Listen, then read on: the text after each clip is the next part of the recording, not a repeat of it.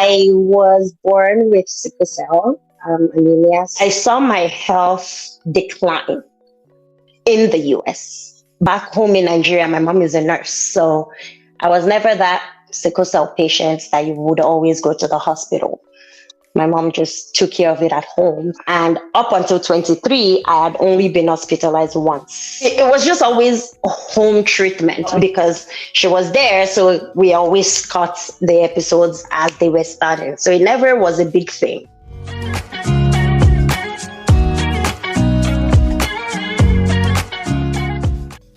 Thank you for coming on my Japa Chronicles. Thank you for having me. All right. So can we meet you? Hi, my name is Bolu Afolabi. I currently reside in Calgary, Alberta, in Canada. What do you do? So I work in the childcare industry. So I'm currently a director of a childcare location. Originally, where are you from? Number one, Nigeria girl. Well, I won't say number one, but I'm a Nigerian girl. Originally from Nigeria, Kwara State to be precise. How long have you been in Canada? I'm going on my 9th year, so it will be 9 years by the end of the year. Okay. What immigration route did you take in going to Canada? My story is a little different. Like I said, I didn't move to Canada because why everyone's moving to Canada now, right? I originally moved to the US for school. So when I left Nigeria, I moved to the US. And I was in the US for almost 3 years, like 2 years and 8 months, something like that. And then after my master's, man happened.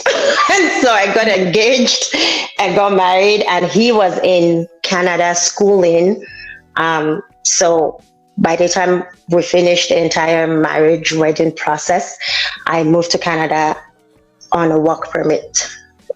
Oh, okay. So you probably have 2 stories to tell us. Yes. Tell us what settling in the US was like, and then after that, you can tell us what settling in Canada. Okay, so settling in the US wasn't fun, to be honest. I'm one of those people. I'd been in the US prior, like a few times on vacation, but I'd never moved there to stay. I have family there in a few states, but honestly, moving to the US wasn't what I expected it to be. It was my first time leaving home. And it's not like I moved away to another state. I moved an entire continent by myself for my master's degree. Everyone would think, oh, master's degree, yes, you're an adult. Yes, I was an adult, but I'm your typical last born. I've never left the house. And so, yeah, moving to the US, it wasn't fun. It ended up being a good experience, but I will tell you that my first couple of months was a struggle. Tears every day, wanting to come back home. And I underestimated the course that I went for. You know, there's that typical overlook of childcare, and people just think I should be children, it's daycare. It's a lot harder than people think. And so my master's degree was in Montessori education. So I was doing a accelerated master's degree and a Montessori global certification at the same time. So it was like doing 2 courses at once. So it was harder. I didn't expect it to be that difficult, and it was. So yeah. What other challenges did you face? So yes, I would say the schooling part was 1. 2 was living by myself. Of course, like I said, I'd never lived by myself before. So not only moving an entire continent, but then living by myself and juggling school all at the same time. Another thing is the US in general, the culture of the US needs, you kind of have to get used to it. And so I think juggling all of that and then trying to get used to that culture was also hard. But eventually, just put on my big girl panty and was like, we just have to do this. There's no going back. Can we talk about the challenges you faced settling in Canada now? So with Canada, I never thought that I would move to Canada. Canada was never an option. And so But with my husband then being in Canada, it became an option. And so I would say moving there, I didn't have a choice, but I was very skeptical. And because I had lived in the US prior, there were things that I know I didn't want. And so when I moved to Canada, it was initially calm. I loved it. I loved the province we lived. It was pretty easy. I would say the biggest challenge for me then, I had just finished a master's degree in Montessori education, like I said, and Montessori isn't something that it's everywhere, but at the same time, it needs to be done right. And number one challenge I found in Nova Scotia, so when I moved to Canada, I moved to Halifax, Nova Scotia, was there were just 2 Montessori schools in the entire province. And both were run by their owners who were Montessori trained themselves. And so it was very difficult to get a job to start with, to get a full-time job and do what I loved to do. So I'll say that was the biggest challenge for me. And in the US, one other big challenge was the healthcare. And so moving to Canada, I didn't know what to expect with the healthcare. And I knew that I didn't want US standard healthcare. So that was one thing I was looking out to see, to point out the difference. And I would say that it's a lot better. They both have their pros and cons, but I will pick a Canadian healthcare system over a US healthcare system. Okay, so we'll get to the healthcare part in a bit. You mentioned you got married and then you moved to Canada because your husband is in Canada. Yeah. And I know you have children also. Yes, I have twins, 4-year-old twins, so almost 5-year-old twins. Congratulations. Thank you. What would you say is the challenge when it comes to raising children in Canada? Honestly, so when I have this conversation with people on raising kids, I always say that I don't have what to compare it to because I never raised children in Nigeria. But I would say the biggest thing is you have to be present. You see, the way we were raised, it was communal raising. The village raised us, right? Yeah. If your parents are not there, there's uncles, there's aunties. You don't have that option here. I mean, you might be lucky too with a lot of people moving to you now, but even then, the lifestyle is so busy. Everyone is getting their daily bread that it's your responsibility to take care of your child. No village would drop everything they're doing for you. They will support and you would have people there, but it's not like Nigeria where your parents can travel for months and you'll be fine. But here you have to be completely hands-on. You have to do it all on your own. So I would say that's the biggest thing. And it's for friends and family that have moved from Nigeria here, that's their biggest struggle. For me, like I said, I had my kids here. So that's all I've known. I've not known it any other way. Is there something I miss? Yeah, maybe the idea of having help when you need it. Yes, I miss that. But here you can get help, but it will cost you. So it just depends on how you want to handle that. But I would say that's the biggest struggle for a lot of people. For me, I wouldn't really call it a struggle because that's all I've known. So I just do it. Let's talk about health now, and just give us as much detail as you're willing to give as regards the health situation. Can you tell us about what your health situation is? Sure. So I was born with sickle cell anemia. So yeah, if you know what sickle cell is, you kind of have an idea of what it can be and what your life can be like with it. Has it been a struggle? Different people say different things. For me, like I said, that's all I've known. So I don't know it any other way. It's my life, and when it comes, it comes. And if it's not there, I live my best life. Okay, so has being in Canada impacted your health in any way, positively, negatively? That's a good question. I have to really think about that. I would say that I haven't lived in the US, so I'll go back a little bit to the US. Okay. I would say I saw my health decline in the US. And I would say that's basically when I started to see a lot of downhill. But it's because I was lucky. Back home in Nigeria, my mom is a nurse. So I was never that sickle cell patient that you would always go to the hospital. My mom just took care of it at home. My entire life, I left Nigeria at 23, and up until 23, I had only been hospitalized once back home in Nigeria, right? So it was just always home treatment, which was better. And because she was there, so we always cut the episodes as they were starting. So it never was a big thing. Then I moved to the US, and then it started becoming every 6 weeks, you know? But like I said, it was hard because I was away from home by myself doing a really difficult program. So there was a lot happening, and that was a big trigger. But I did mention the healthcare in America, and they were not the best. So I feel like that also added to the frequency. And then moving to Canada, I kind of had to find what worked best for me. I knew that I didn't want what was happening in the US, right? So it was having to find the best team of doctors who would take care, who understand what you're going through. Yeah, so I was able to get that, and then I moved provinces when in Canada, and eventually just settled on a good routine. Now, has my health gone back to what it was in Nigeria? No, but at the same time, I'm not 23 anymore.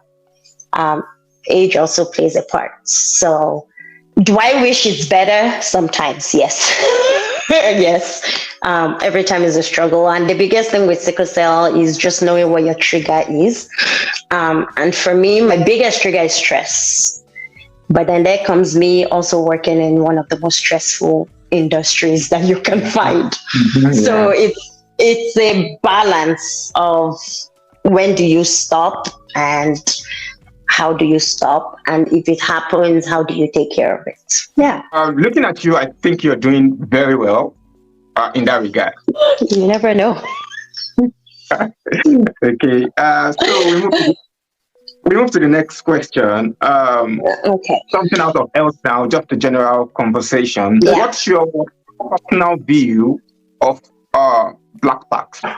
Honestly, I think that it depends on the kind of family and the kind of people you have around you. I'm of the opinion that we don't owe anybody anything. Nobody owes anybody anything. If anyone is doing something for you, it's out of the goodness of their heart, and it's because they want to do it. It's not because you think you deserve it. And so when people become very entitled, then it's a problem. But when you're not being entitled, and it's just, if it happens, great. If it doesn't, and I'm not saying that, oh, don't take care of your parents or don't take care of your family. You can, but it should come from you doing it. It shouldn't be that people are just entitled and just feel like, oh, because you're not in Nigeria, you can afford to do everything.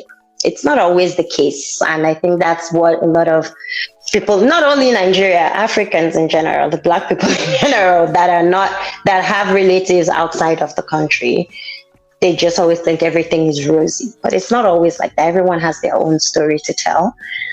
So yeah, black tax, you can absolutely give it from the goodness of your heart, but not because the other party thinks that it's their birthright, because it's nobody's birthright.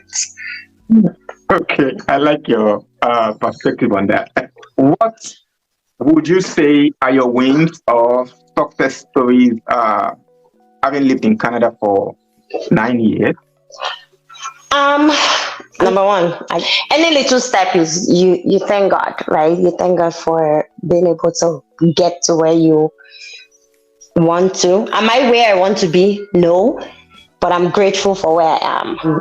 My wins, honestly, the most tiniest things are things I consider as wins, right? Being able to have a roof over my head and have 2 happy kids and have a happy home. Those are wins for me, even if people don't consider those wins. Yeah. So, do you miss Nigeria at all? Do I miss Nigeria? Yes, I do. Certain things I do miss. And Like people. What? I miss the community. I miss having that community. People build that community for themselves here. But my kind of personality, for me, like a lot of my friends are not here.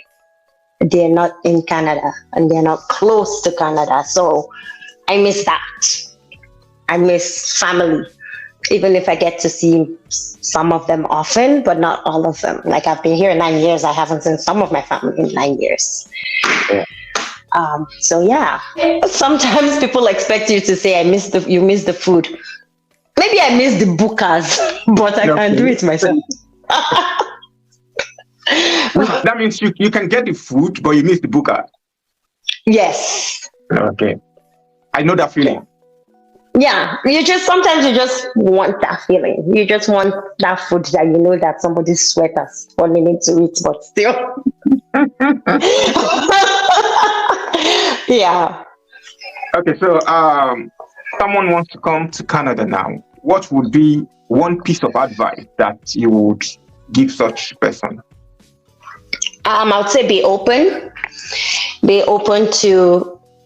A lot of people will want to give you advice on this is how I did it, this is how I did it. Or you come with a plan of what you want to do. If you have a goal, it's easier because people can steer you in different directions. But if you know what you want to achieve, it's easier you can still take those advice, but you can sieve it and pick out what works best for you. Number 2 is it's not easy. A lot of people shout, move to Canada, move to the US. It's not like Nigeria. Yeah, certain things are not like Nigeria. The government works, the system works, but you pay for it to work. The tax is the biggest shock for a lot of people, but it's that tax that makes the things work.